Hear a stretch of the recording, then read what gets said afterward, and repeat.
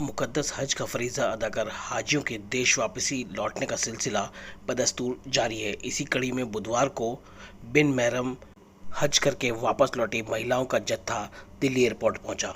यहां आप देख दिल्ली स्टेट हज कमेटी की चेयरपर्सन कौसर जहां ने इन महिलाओं का पूरे जोश व खरोश के साथ अब तक 37 फ्लाइटों से कुल 13,073 हाजी दिल्ली लौटे।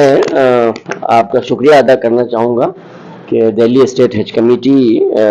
में आपकी तशरीफ़ आई और आप वक्त बवक्त हज कमेटी और आज़मीन किराम और हुज्जाज किराम से मुतालिक जो ख़बरें हैं उसकी इशाअत करते रहते हैं। जैसा कि आपको मालूम है कि हज बैतुल्लाह 2023 के लिए रवाना होने वाले जितने भी आज़मीन किराम थे, जो अल्हम्दुलिल्लाह अब फरीज़ हज की अदायगी के बाद सब आज़मीन किराम से हुज्जाज किराम हो चुके हैं और उनकी वापसी का सिलसिला गुज़श्ता 3 जुलाई से शुरू हो चुका है और अब तक जारी है और इंशाअल्लाह 21 जुलाई तक ये सिलसिला चलता रहेगा। आज अब तक 37 फ्लाइटों से कुल 13,037 हुज्जाज किराम वतन अजीज़ को वापस आ चुके हैं और उसमें सबसे अहम और बड़ी बात यह है कि 101 ख़वातीन आज़मीन जो बग़ैर महरम के हज बैतुल्लाह शरीफ के लिए तशरीफ़ ले गई थी,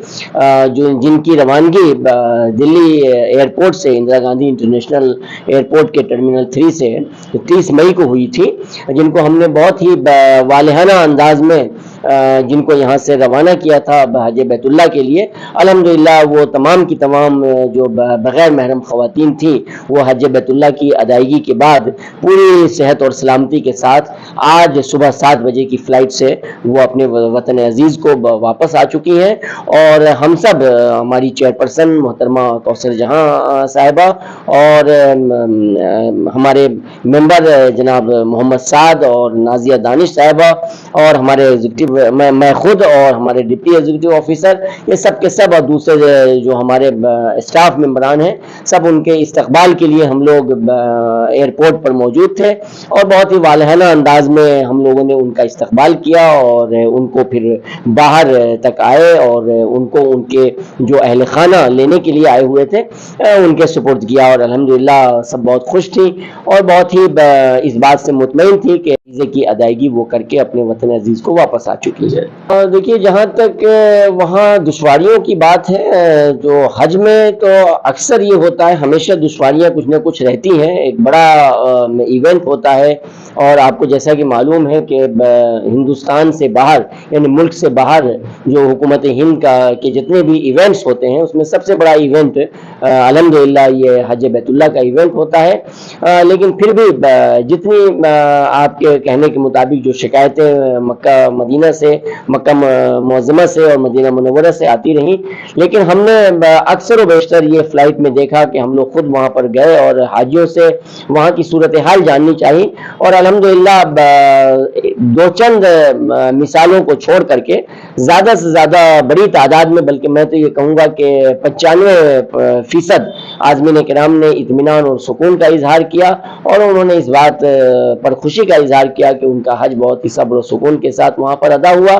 थोड़ी बहुत जो शिकायतें होती हैं, जो यानी कि दूर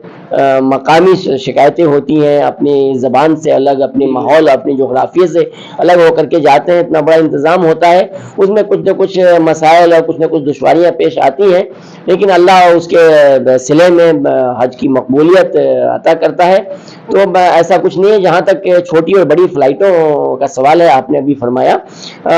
कई फ़्लाइटें ऐसी हमारी गई जो पूरी स्ट्रेंथ की थी, यानी 412 411 आज़मीन को लेके गई, लेकिन वापसी में कुछ फ़्लाइटें ऐसी हैं जिनकी यानी कि कैपेसिटी कम थी, तो उन फ़्लाइटों के कुछ आज़मीन को दूसरी फ़्लाइटों में डिस्ट्रीब्यूट किया गया। 2-3 नई फ़्लाइटें भी लगाई गई हैं